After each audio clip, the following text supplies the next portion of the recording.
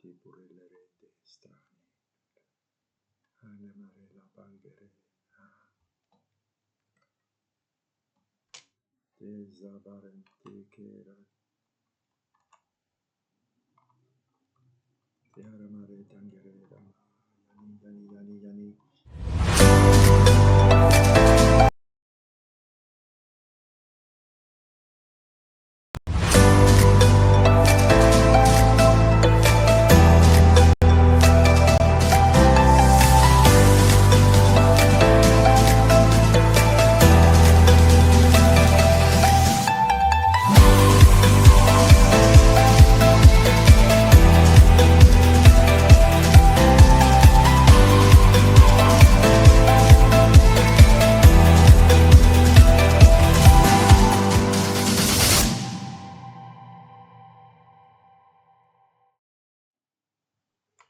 Hallelujah. Hallelujah. Praises to the Lord God Almighty. Glory to his name. Jesus, you are mighty. You are our King. You are our Savior. And Father, Jesus and Holy Spirit, we bring all honor and praise and glory to you. We just want to lift you up and magnify your name. Hallelujah. You are the God above all gods. There is no other God who is like you, no other God who can compare with you. And we just bring praise and glory and honor to you. My name is Yanni, and I'm greeting you from Pretoria in South Africa. And I just want to say to you that I pray that you will hear tonight and that you will see in a mighty way how the Lord is working in your midst as well tonight. And I pray that you will will get something out of God's word, and that you will experience how the Holy Spirit is making things alive for you, the word alive. And this is my prayer, that God's word will become alive for us tonight, and that we will learn from it. And I pray that you will be open for the Holy Spirit to speak to you, and that you will have a hunger for God's word. And this is my prayer as well for you and for everyone who will watch and who joins in. And that is that all of us will really have a hunger for God's word, and that we will have a desire. And if you do not have a desire or a hunger or a love for God's word, ask the Holy Spirit to touch you and to help you, and that inside of you will be a hunger and a desire for God's word. And when you read God's word, expect that God is going to reveal through the Holy Spirit truths to you, and that in such a way that you will become, let's say, addicted to God's word. Hallelujah. Welcome everyone who joined in and who already joined in. I've seen Janine greeted me. So welcome, Janine, and every other person who are already joined in. You are welcome to just greet me so that I can see who you are. And maybe if you are joining from outside of South Africa, if you are not one of our regular viewers, just comment from where you are viewing, so that we can also welcome you in our midst. Yes, thank you, Lord, that this is your word. This is inspired. The whole word is inspired by the Holy Spirit, written through people, men of God and women of God, being full of the Holy Spirit and the direct guidance of the Holy Spirit. So therefore, this word is alive, it is the truth, and it is powerful. It is setting us free. It is giving us something to stand on, and not only something to stand on, but it is God's power also being revealed through His Word. Hallelujah.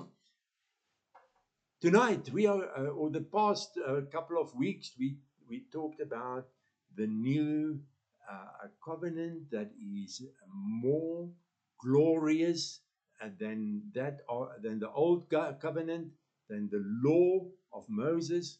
So, and tonight, what I'm going to share is the fact that that glory that we read of in the Bible, in the New Testament specifically, but also in the Old Testament. But as we've seen, in the Old Testament time, the glory faded away when Moses was in the presence of God. His face was shining, but as he came back from the presence of the Lord to the Israelites, the glory faded away.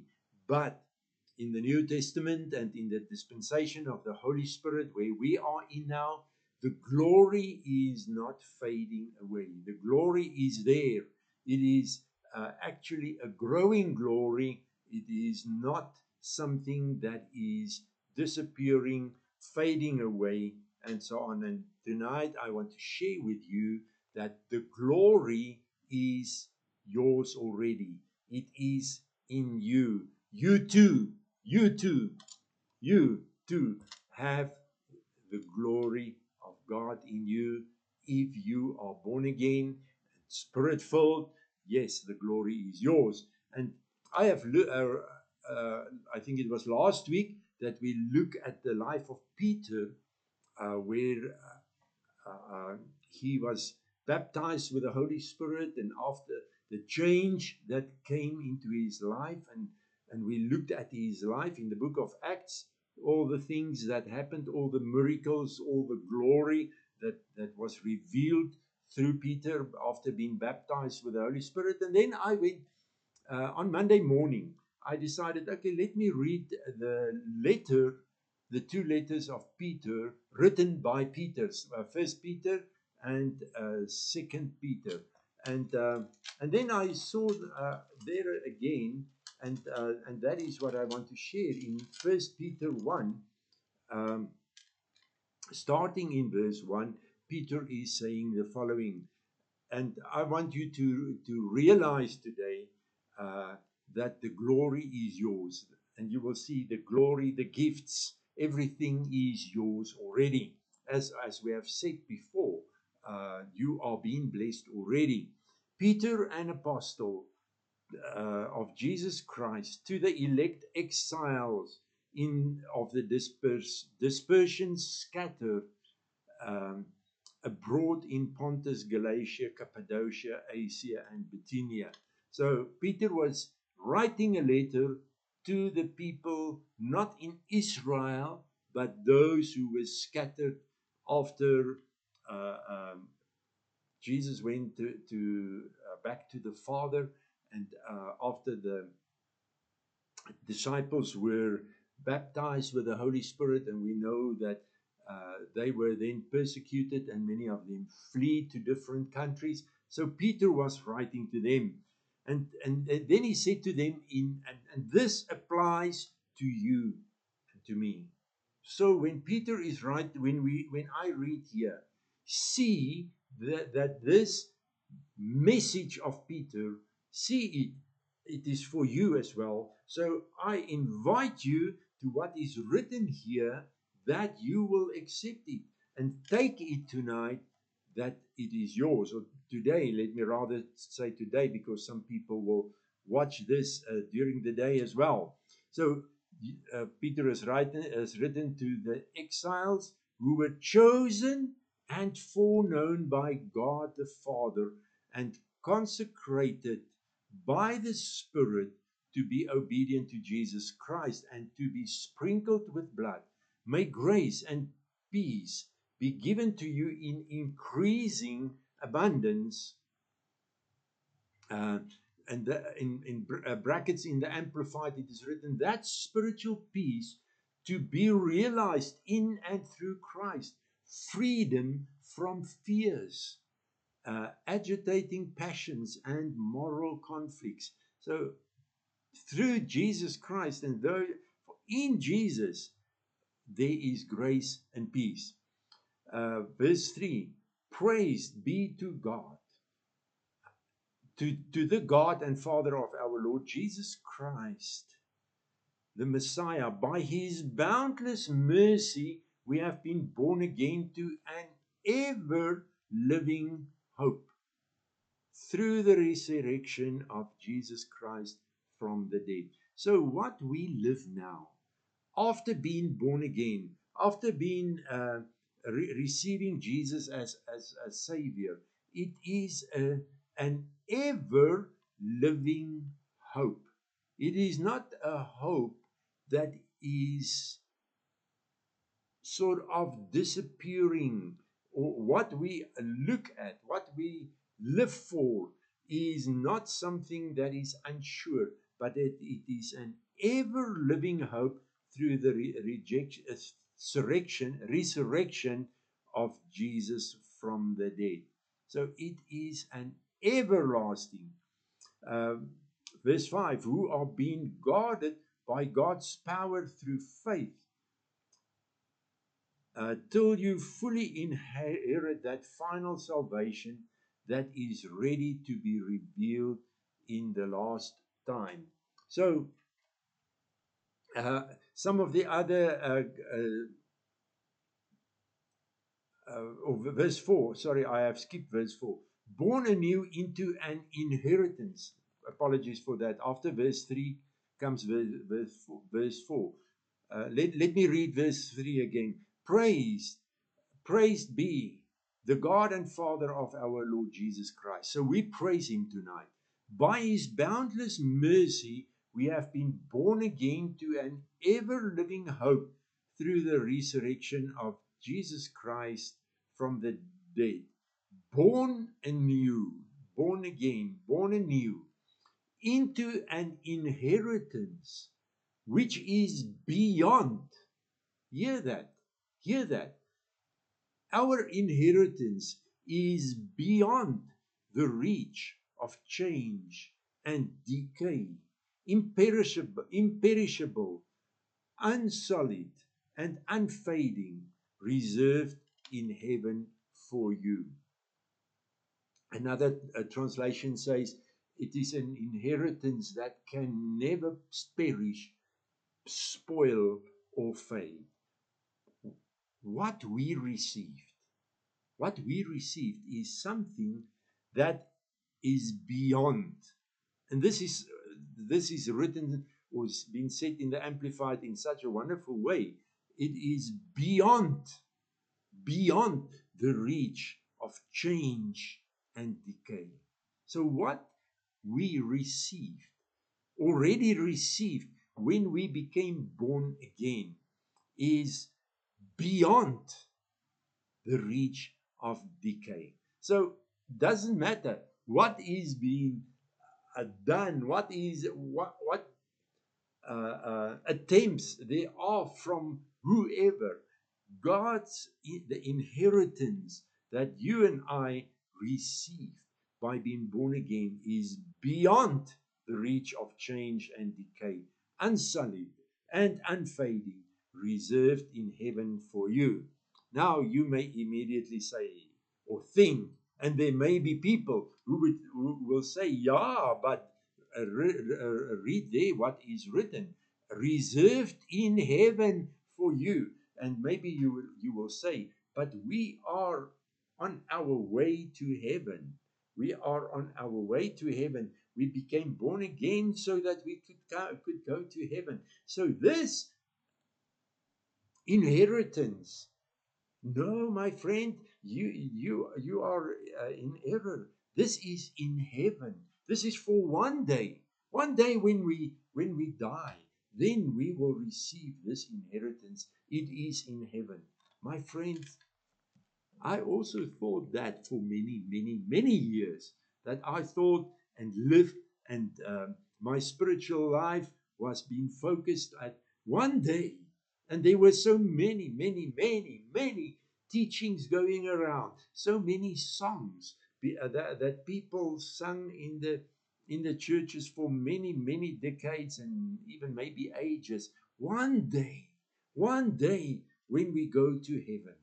Oh, one day. And everyone was waiting for that one day. But I want to say to you, we are already in heaven. You can say, how's that possible? Now, Jesus, he, uh, he said in the book of John, he clearly said that there's one that who came from heaven. There's only one who came down from heaven to earth, and that is the Son of God. And then Jesus said, who is in heaven? So Jesus said he came from heaven to earth, and while he was on earth, Jesus himself said, who is the Son of God, who is in heaven. Now, where is heaven? I, for many years, thought it's far, far, far, far, light years from here away. But that didn't. Does the Word of God not say heaven? God sits on the throne of heaven, and earth is his footstool. Now, where is Jesus now? Jesus now is at the right hand of the Father. And where is the Father? The Father is in heaven.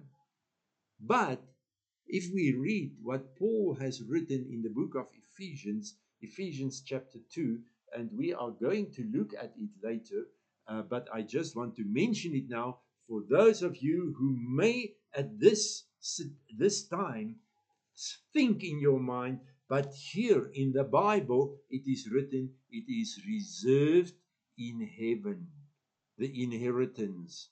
And the inheritance is a glorious inheritance. So I just wanted to say to you at this moment that this heaven this is not for one day in the by and by. And this inheritance of us who are being guarded by God's power through faith till you fully inherit that final salvation.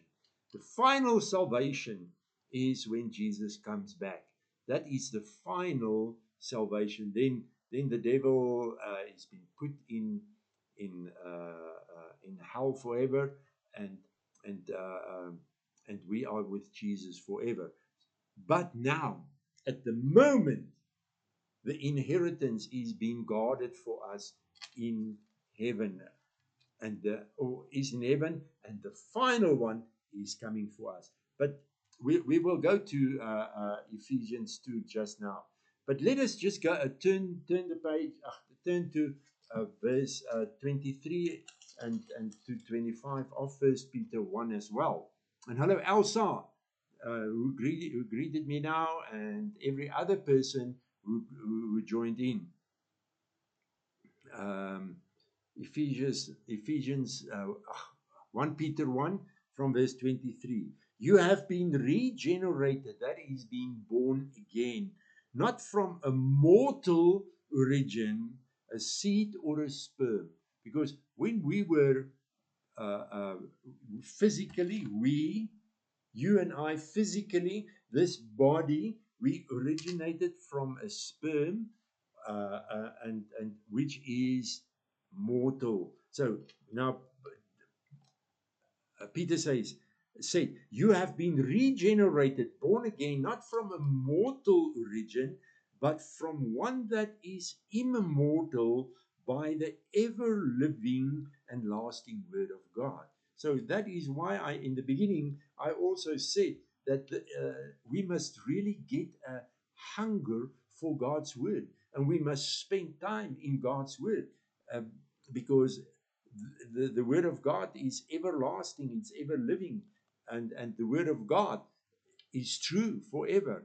For all flesh is like grass, and all its glory like the flower of grass. The grass withers and the flower drops off, but the word of the Lord endures forever.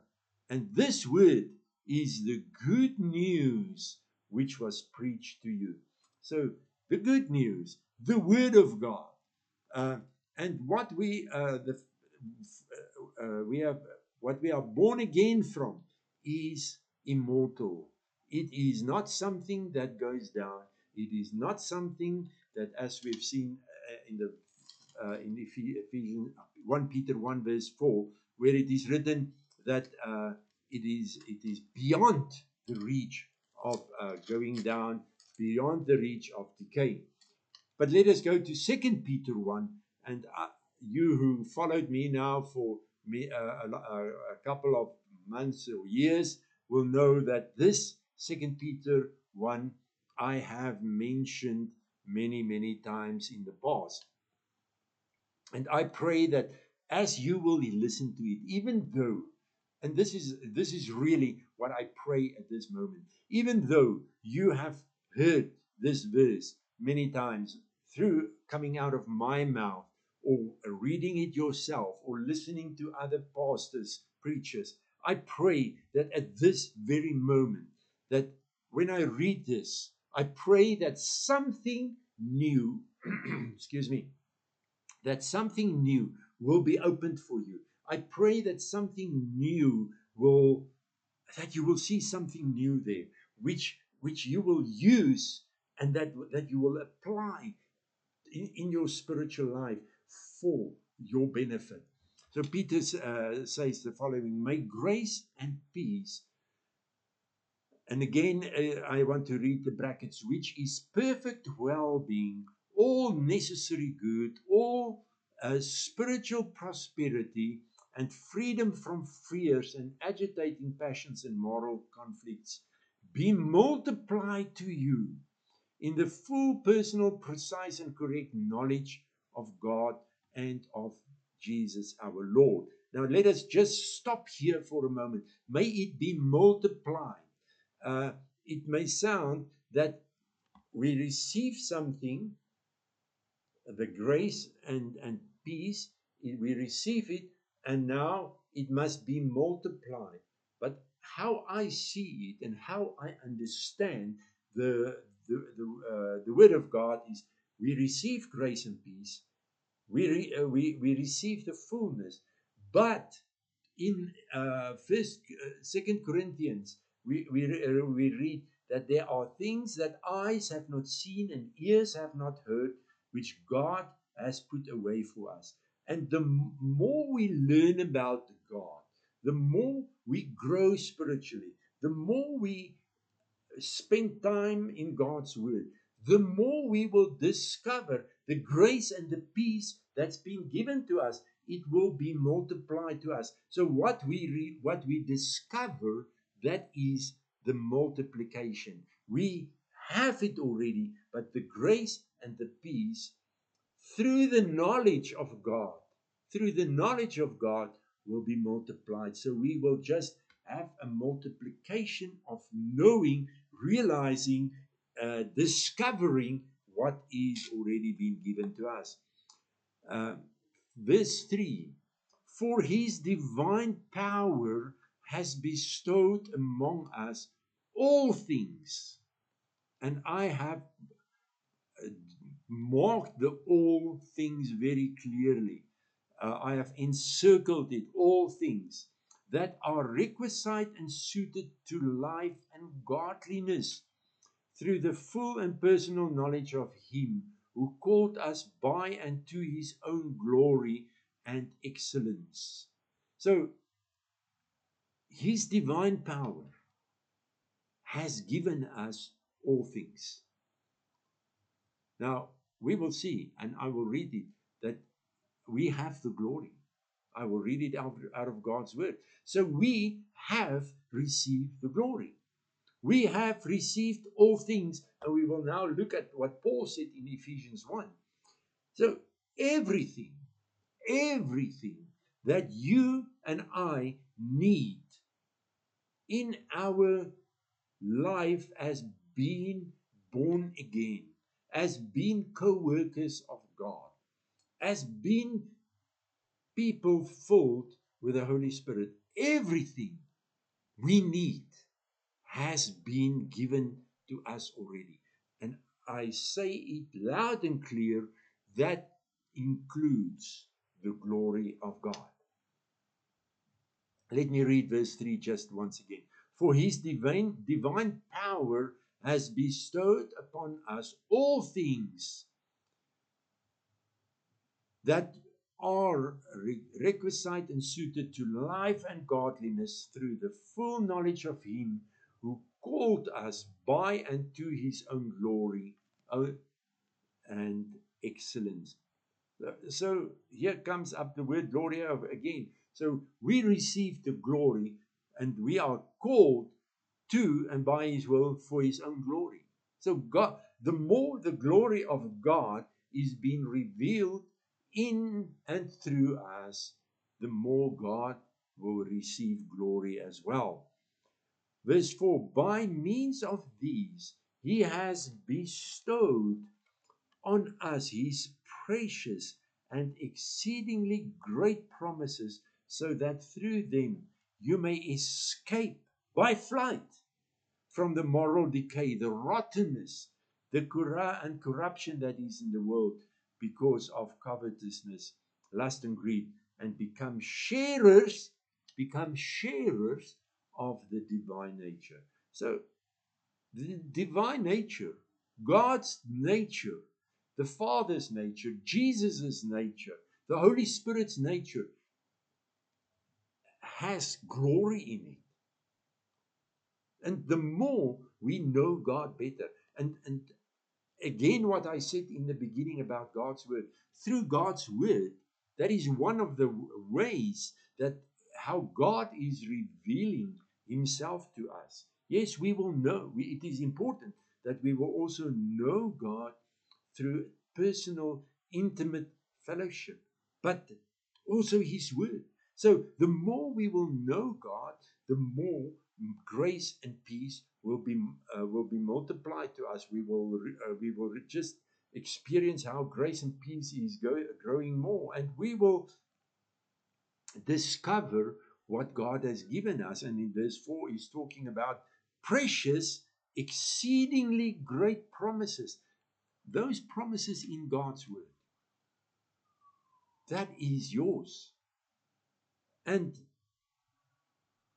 God has given the promises for us, for now, when we are on earth. Not for one day in heaven. The promises are now. Yes, some of the promises talk about one day, but the promises are given for us to strengthen us, to help us, to enable us, uh, to, so that we can, as it is written here, escape by flight the moral decay, and that we will become sharers of the divine nature. So that is God's plan.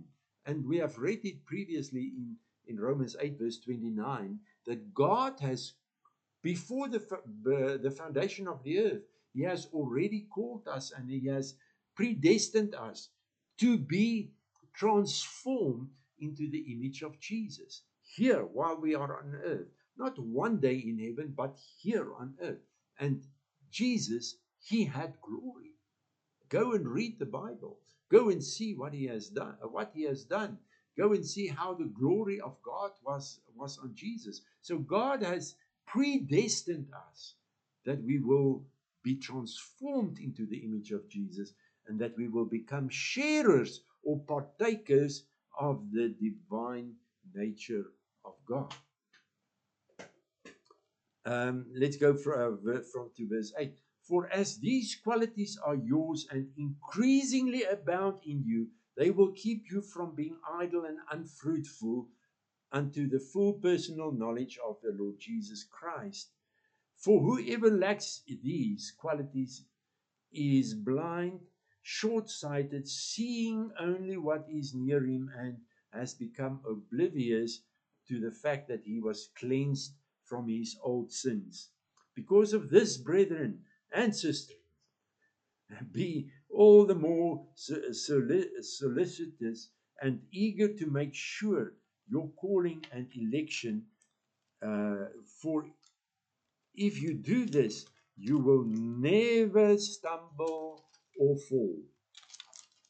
Thus, there will be richly and abundantly provided for you entry in the eternal kingdom of the Lord and Savior Jesus Christ. So I intend always to remind you about these things, although indeed you know them and are firm in the truth that you know, that you now hold.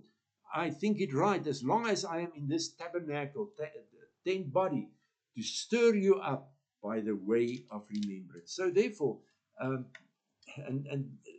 I'm so thankful for Peter writing this to those people in dispersion, that I'm reminding you. So let it come back. So never, my friends, never ever, when as a pastor or some preacher, a real preacher of the preaching the gospel, would preach something, think, I have heard this message. Peter said, it is important for me to remind you of these things. And now let us go to Ephesians 2 that I have mentioned.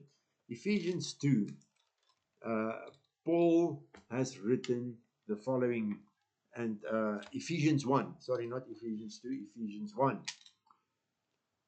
And I'm not going to read all the verses. I invite you, I ask you, go and read Ephesians and maybe even the whole chapter again. But Ephesians 1, verse 2 says, may grace, that is God's unmerited favor and spiritual peace. And that is what Peter has written in 2 Peter 1. May grace and spiritual peace be yours from God our Father and from the Lord Jesus Christ. May blessing be to the God and Father of our Lord Jesus Christ, the Messiah, who has blessed us in Christ with every spiritual blessing in the heavenly realm. And there again, in the English language, in this Bible and different Bibles, in my in the Afrikaans Bible that I used previously, in whatever language the Bible is written, it should from Greek it is written that every spiritual blessing that do exist in the heavenly realm has been given to us. So every blessing has already been given to us, and that includes glory, that includes healing, that includes so many things, the gifts of the Holy Spirit, and so on. It has been given to us. But as we've seen in the book of Peter, by growing in the knowledge of God, these things are being revealed to us more and more and more. But again, I want to say, every blessing, every spiritual blessing has been given to us already by God. It is part of our inheritance. And again, I want to say, the glory is being given to us as well. Now, verse 4 of Ephesians 1, even as he chose us, actually picked us for himself as his own in Christ before the foundation of the world, that we should be holy. Now, holy, that we should be holy, and people may sometimes say, no, that is not possible, not here, but it is that we should be holy. And in 2 Peter 1, we can have the divine nature. But God has picked us to be holy, and to be holy means that we will show forth his glory. In Christ, that we should be holy and blameless in his sight, even before reproach, even above reproach before him in love. For he foreordained us, destined us, planned for us to be adopted, revealed as his own children through Jesus Christ in accordance with the purpose of his will, because it pleased him and was his kind intent. Now, God is glorious. Here on earth, the children of a king and queen, they are king's children. They share in what the king and queen here on earth, what they share, that royal life. They are, a king is a royal person, and a royalty, and the children of a king here on earth shares in that. So how much more, my friends, when we as born again believers from immortal seed, when we as God's children, how much more will we not share in the glory that belongs to God? Verse 5 says, so that we might be to the praise and the commendation of his glorious grace, favor and mercy, which he so freely bestowed on us in the beloved. In him we have redemption, deliverance, and salvation through his blood, the remission or forgiveness of our offenses, our shortcomings and trespasses, in accordance with the riches and generosity of his gracious favor, which he lavished. When I hear that word lavished, it means, to me personally, that does not mean to me just take water or sprinkle it, or the anointing, just sprinkle it. But lavish, say to me, it is, wow, it is smeared and smeared and smeared all over. His favor, which he lavished upon us in every kind of wisdom and understanding, making known to us the mystery of his will and plan and his purpose. And it is this, in accordance with his good pleasure, which he had previously purposed and set forth in him. He planned for the maturity of all times and the climax of the ages to unify all things and head them up and consummate them in Christ, things in heaven and things on earth. In him, we also were made God's heritage portion, and we obtain an inheritance. For we have been foreordained, chosen, and appointed beforehand in accordance with his purpose, who works out everything in agreement with the cause and design of his own will. And then verse 13 say, let us read verse 14 and 12 as well. So that we first hoped in Christ, live for the praise of his glory. In him you also have heard the word of the truth, the glad tidings, the gospel of your salvation, and have believed in and adhered to and relied on him, were stamped with the seal of the long promised Holy Spirit. And that is what we said. We are in the dispensation of the Spirit. And that Spirit is the guarantee of our inheritance. The Holy Spirit is the guarantee of our inheritance. And I want to say it again. The glory is included in that. And now let us just quickly look at Ephesians 2, where it is written that we are saved by grace. And then verse 6 says, and he raised us up together with him and made us sit down together in the heavenly sphere in Christ Jesus. So currently we are sitting in the heavenly sphere. Other translations say in heavenly places. So that what we read about a little bit earlier, um, about the inheritance that's been in heavenly places, this is for now, because we are, and remember, heaven now is not a physical place that we can say, this is here, this is heaven. No, heaven is a spiritual place, and we are there, seated already in heavenly places with Christ Jesus at the right hand of God. In John 17, Jesus prayed from 17 from verse 20. Uh, Jesus said the following, neither, and he was praying to God, and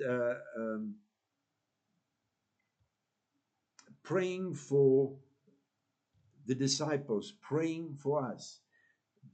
John 17, verse 20, neither for these alone do I pray, but also for those who will ever come to believe. And that is you and me. So Jesus prayed for you and me. This is what we read in John 17, verse 20, where Jesus prayed. Those who will come to believe in me through the word and teaching of that from the disciples that we went on, that they may be one, just as you, Father, are in me and I in you, and that they also may be one in us, so that the world may believe and be convinced that you have sent me. And now listen, listen, listen what Jesus said. And he was here praying for us as well. And he said, I have given to them the glory and honor which you have given me, that they may be one, even as we are one. Now, people may say, yes, but maybe that Jesus prayed that for the disciples. Yes, surely the disciples who walked with him, he prayed this prayer for them as well, that he has given them the glory and the honor which the Father has given it to him. But he said in verse 20, I do not pray this only for the disciples, but also for those who will come to believe through their teaching. And that teaching of the disciples went on and on and on and on until today. And so, therefore, you and I are included in the fact that we have the glory, we have all the gifts, we have all the spiritual blessings, and therefore we have healing, we have everything, every spiritual blessing, every spiritual promise, every promise. That is our part, because it has been given to us. It is our legal inheritance, and the Holy Spirit is the seal. He's the seal of our inheritance, as we have already read it. And then just lastly, 2 Corinthians 3, which we have read a few times in the past weeks. But 2 Corinthians 3 from verse 15. Yes, down to this day when Moses is read, a veil lies upon their minds and hearts. But whenever a person turns in repentance to the Lord, the veil is stripped off and taken away. Now the Lord is the Spirit, and the veil here is about the law. The law brings the veil. Now the Lord is the Spirit, and where the Spirit of the Lord is, there is liberty. Verse 18, and all of us, that includes you, that includes me, and all of us with unveiled face continue to behold in the word of God as in a mirror the glory of the Lord. So we looking into the word of God, looking in the word of learning God's word, holding on to his word, and let his word stay in us, as Jesus has said so many times as well. If my word stays if you are in my word and my word is in you. Now, as we behold in the word of God, as in a mirror, the glory of God, we are constantly being transfigured into his very own image in ever increasing splendor, and from one degree of glory to another. For this comes from the Lord, who is the Spirit. So, as we, as believers, come and we behold, we look in at God's glory, we look into the Word, we look at God, we look at God, and we are in the Spirit, and the Spirit is in us, and we are beholding Him.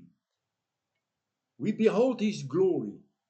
We are constantly being transfigured into his very own image, and in ever increasing splendor, and from one degree of glory to another. So the glory of the Lord God that is being given to us as we behold God, as we behold the word. And remember, Jesus is the word of God.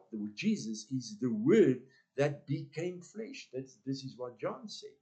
So therefore, the more we behold the word, the more we spend time and looking at the word of at Jesus, and the more we are in allowing the Spirit and turning to the Spirit continuously, turning to the Spirit, looking away from the things of the earth, looking away from what distract, looking to Jesus, the more this glory that we have received is being uh, it's been increased. We are being changed from one degree of glory to another, to another. And as Peter said in 2 Peter 1, that we will have the divine nature. So, my dear friends, shall we not praise and praise and glorify God, the Father of our Lord Jesus Christ, for what He has given us? Every spiritual blessing, He already gave us the glory. It is here. It is here. It is there in you.